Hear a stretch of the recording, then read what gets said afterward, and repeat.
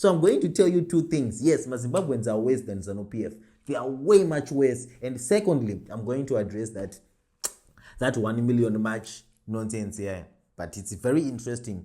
So, 2017, I was the only person around at Chadona. I was the only person, and I was shocked because my opposition leaders are chifara, hey, give it a try, second dispensation, things will be different. People were so happy, and I was very skeptical. Oh man, you don't understand politics, but they were right. That's a number of water, but I saw what was happening. I understood what was happening. Are you telling me that for the first time in 37 years, ZANU-PF is now going to do the right thing? Is now going to do the right thing. Vachata my elections free and fair, avachada corruption, avachada kuba, vadoti mimi vanhu mutonge zvamunoona tsoda. Is that what you are telling me? Hey, it was very negative, you don't understand. And I was like, yeah. But I was right. And I said to my friends, where the time that this is the first time in history maybe that I can remember ZANU-PF is now the weakest, and we're supposed to capitalize on that 2017 coup. What we're supposed to do was this: we're supposed to keep protesting even after Mgabe designer Pai. We're supposed to keep protesting. Why? Because we're going to remove everything. But I knew what the opposition leaders are Masaska. That was 2017, and I was a child. Now it was a 1 million march. I'll get into that, but for now I want to tell you why I believe my Zimbabweans are worse than ZANU-PF. Number one, simple question. Ask yourself, if the opposition ana Mugabe or ana Nkomo or ana EDA, do you really think by now when you win my elections or in power? Do you genuinely believe that? Because you need to put it in context. Those guys wakatipa Zimbabwe in far much difficult conditions. You think you're suffering, you haven't suffered. You should go back then. Things were way much hard. Internet, this ease of transportation, things were bloody difficult, man. And now you are telling me, hey, God is in it. What do you want us to do? Is so Pinamo Street, not Pinamo Street. And then you are still waiting. God is in it. We need to address 2017. We need to do all of this nonsense. Fuck off. That is why I'm telling you, Zimbabwe opposition Masaskam. And I mean it, Masaskam. That was question number one. Now, I said Zimbabweans are worse than ZANU-PF. I truly genuinely believe we are all ZANU-PF. I truly genuinely believe that, and I'll prove it. Number one, sometimes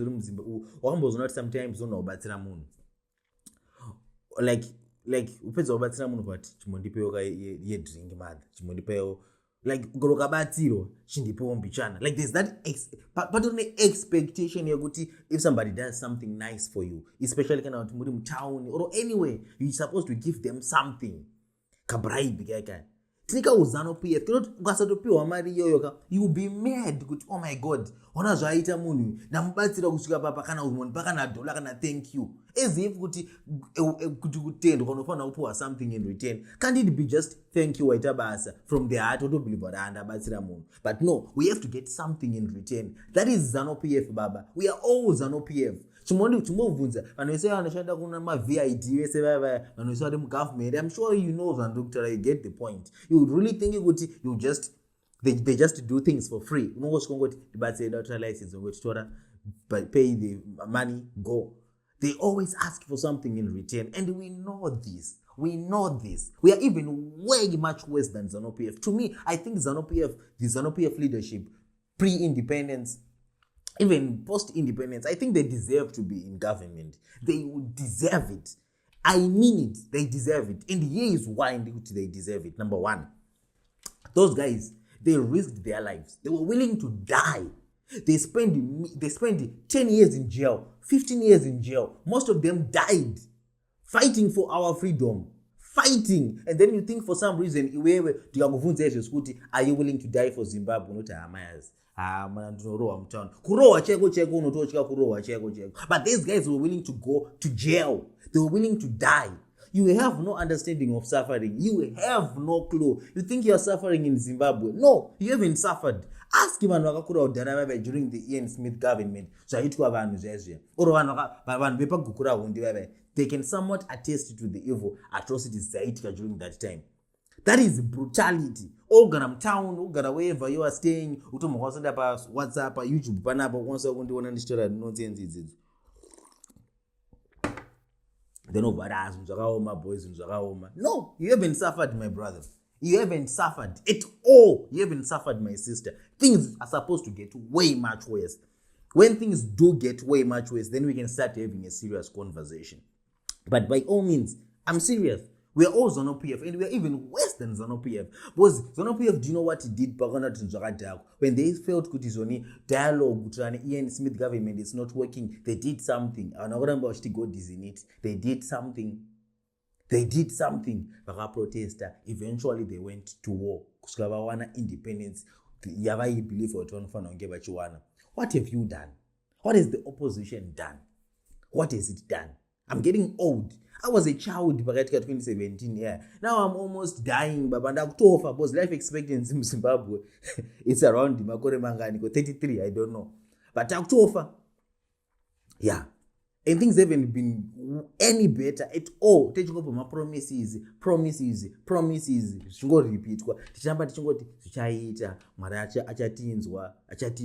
You think pre-independence, they took some action? That's serious, yo. Right. So, then there's this whole Geza, there's 1 million. But before I get to that, now I think you've understood my position on 2017. I said 2017, what we're supposed to have done was this. They have open up streets. To protest. And then after Mugabe I resigned, to street. Because by that time the military has made their position clear that we are not trying to interfere with my protester nevanu are legitimate. And then we should have kept protesting with the Zanupf government. Not kusekerera vanhu vachidzoka vave vakuita kwevaimbira kutonga kwaro. That was political blunder yatakaita. Ndakazviona. The funny thing is, I'm not even that educated. Ndakazviona neghetto intelligence kuti amana vanhu vakuru vachadona papa. Ndakazviona. Zimbabwe is now in a cryptocracks vocabulary Twitter right hand English. Yeah, this is good, this is easy, presidential, my president, God is in it, what not. Time irikufamba baba, time irikufamba. Now mukona zvitwa machina kukitisa vanhu. Tichingomba tichingostaura zvinhu.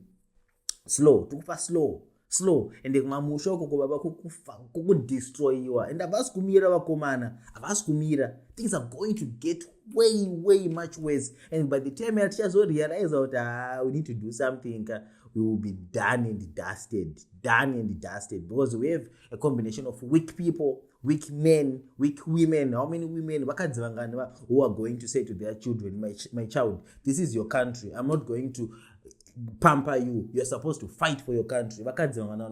How many men are going to say, I'm not going to be a beggar? DJ Towers,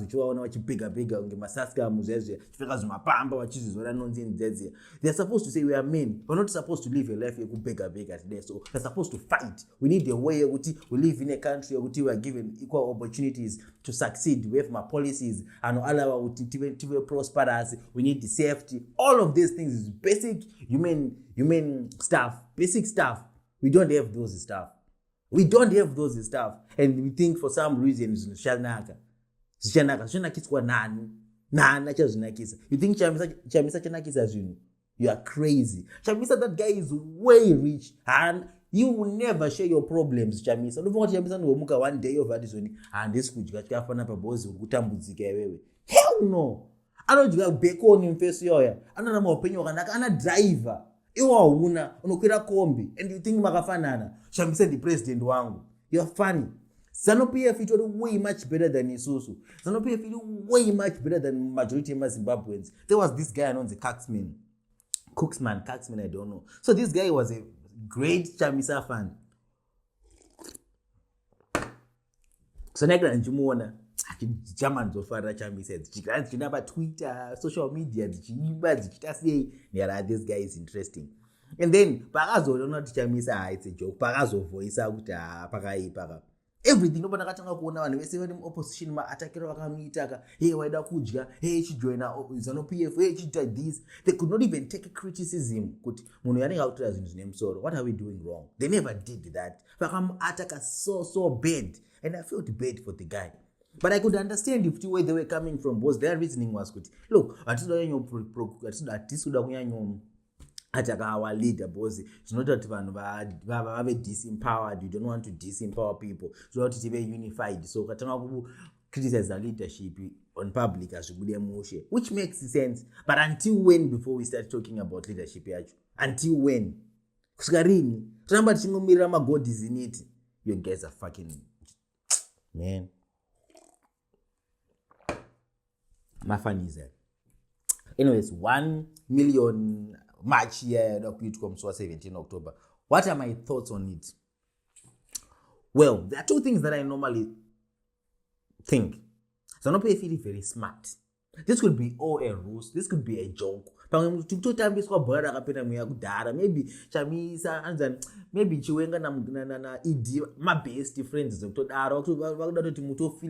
pane problem with critica na with a big time. I don't go buy a bit of hope or whatever. Maybe it's a movement that don't pay a bit of hope for them to crush it later. But the more they crush your hope seeker, the more you're going to feel more apathy. You won't want to involve yourself in political stuff. So they're going to try to raise that hope for a crash. So that next time, it is something what Amanda, Nate, and Chada. It could be one of those reasons. Or another reason can actually be true. It can be that there's actual problems within Zanupf.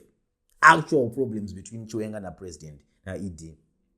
Maybe it's real. But not problems are critical. But guess what? Do you have a reason to trust that there's a problem? Why should you believe that there's a reason between them? Just because on what Geza down. You think Geza's out with a million match, it's because it's for your interest, or it's for his interest, or for Chiwenga's interest. What Geza has to benefit, or Chiwenga has to benefit in this ordeal? Maybe it's because under the power, they are out. And how will that help? You think give a opinion power, they're now going to make your life way much easier? No.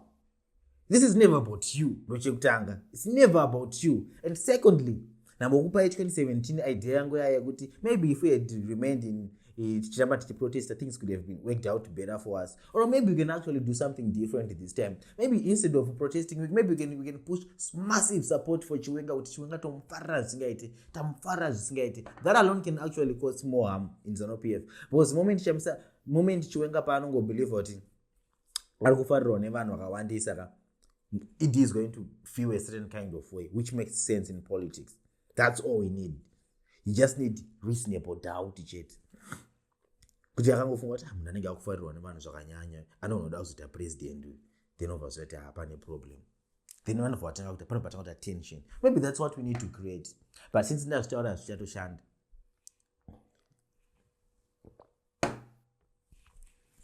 I'm not a strategist, so that's not my place. But what I can tell you is, think smart, Baba. You are worse than Zanupf. Yeah, bro.